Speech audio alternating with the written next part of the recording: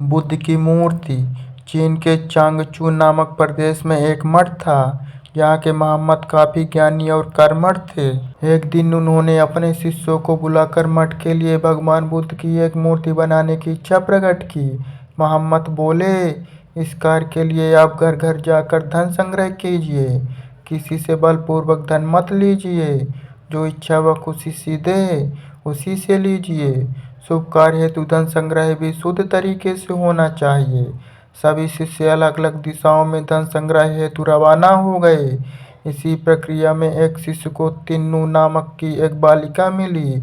उसके पास एक सिक्का था। जब उसे भगवान बुद्ध की प्रतिमा निर्माण के विषय में चल रहे धन संग्रह के बारे में पता चला तो उसने श्रद्धावश एकमात्र सिक्का दान करना चाहा, किंतु शिष्य ने सिक्के को अति तुच्छ समझकर लेने से इनकार कर दिया। कुछ दिन बाद सभी शिष्य धनराशि लेकर मठ में एकत्रित हुए।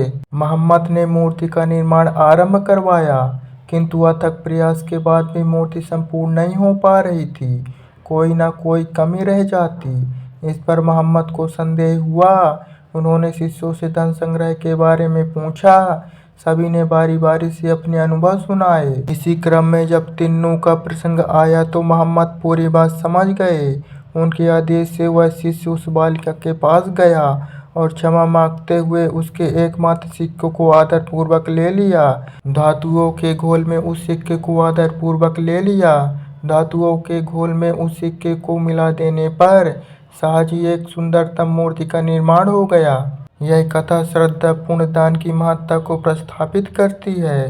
दान भले ही अल्प मात्रा में किया जाए, किंतु यदि वह संपूर्ण श्रद्धा व भाव से किया गया तो जरूर सार्थक रूप में प्रतिफलित होती है और असीम पुण्यों को सृजन भी करती है। उपदेश से कर्म श्रेष्ठ है। गौतम बुद्ध को उनके अनुयायी यदि स्नेह से कहीं बुलाते तो वे अवश्य जाते। फिर जब बुद्ध पहुंचते तो श्रोताओं की भारी भीड़ उमड़ पड़ती। बुद्ध के वचनों में जो अमृतत्व होता था उसका पान करना सभी को प्रतिकार लगता था। उनके उपदेशों में ऐसा कुछ अवश्य होता था जिससे गंभीर समस्याएं सुलझ जाती और कुछ न कुछ सार्थक भी प्राप्त होता। एक गरीब किसान गौतम बुद्ध का बहुत बड़ा भक्त था। एक दिन वह बुद्ध के पास आया और अपने गांव आने का आग्रह किया। बुद्ध उसके गांव पहुंचे तो सारा गांव उन्हें देखने व सुनने के लिए उमड़ पड़ा, किंतु वह किसान नहीं आया। हुआ यह कि उसी दिन किसान के बैलों की जोड़ी कहीं खो गई। किसान इस दुविधा में रहा कि बुद्ध का प्रवचन सुने या बैलों को खोजे। काफी सोचने के बाद उसने अपने बैलों को खोजने का निर्णय किया। घंटों भटकने के बाद बैल मिले।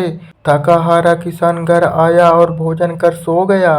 अगले दिन वह अति संकोच से समापार्थिवन बुद्ध के पास पहुंचा तो वे बड़े स्नेह से बोले, मेरी दृष्टि में यह किसान मेरा सच्चा अनुयायी है। इसने उपदेश से अधिक महत्व कर्म को दिया। यदि यह कल बैलों को न ढूंढते हुए उपदेश सुनता तो मेरी बातें इसकी समझ में नहीं आती, क्योंकि मन बैलों में भटका रहता। इसने कर्म को महत्व देकर प्रशंसनीय काम किया। सार यह है कि हम जहाँ जिस भूमिका में हों उसका ईमानदारी से निर्वाह करें। यही सच्ची आध्यात्मिकता है, क्योंकि प्रत्येक धर्म कर्म को ही सर्वोपरि महत्व देता है। गौतम बुद्ध का प्रेम। एक बार गौतम बुद्ध जब वन से गुजर रहे थे तब एक राक्षसी हाथ में तलवार लेकर प्रकट हुई और कहा, अरे बुद्ध, आज तुम्हारे प्रेम को मेरी घृणा के सामने झुकना ही पड़ेगा। आज तुम्हारे जीवन का अंतिम दिन है। बुद्ध ने मुस्कुराते हुए उत्तर दिया, मैं घृणा, उपहास और द्वेष के आगे नतमस्तक नहीं होऊंगा। मैं निंदा, प्रशंसा अथवा उपहास किसी से भी प्रभावित नहीं होता।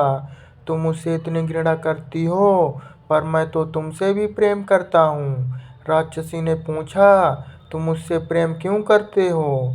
बुद्ध बोले, मैं तुम में माँ का रूप देख रहा हूँ और माँ तो प्रेम का रूप होती है, उसमें हिंसा हो ही नहीं सकती। इतना सुनते ही राक्षसी के हाथ से तलवार गिर पड़ी। हे बुद्ध, तुम धन्य हो। इतना कहते हुए देवी में बदल गई और अंतर्ध्यान हो गई। दरअसल जो लोग दूसरे से दोष करते हैं अंत में एक दिन घृणा उन्हें नष्ट कर देती है। घृणा से घिरे हुए लोगों को एक दिन घृणा ले डूबती है। प्रेम सत्य के आवरण से ढका होता है। सत्य से जुड़ा हुआ व्यक्ति सदैव आनंद में जीता है। सत्य को केवल अपने तक सीमित मत रखो, उसे अपने कर्मों में ढालना होगा। सत्य रूपी गुलाब की खुशबू है। अपने कर्म को प्रेम और सत्य में डुबो कर करो। प्रेम और सत्य मनुष्य को विकास की ओर ले जाते हैं। ध्यान रहे कि ये दोनों मार्ग ईश्वर की ओर जाते हैं। इस मार्ग पर चलने वाला सहज में ही आनंद और शांति को पा लेते हैं।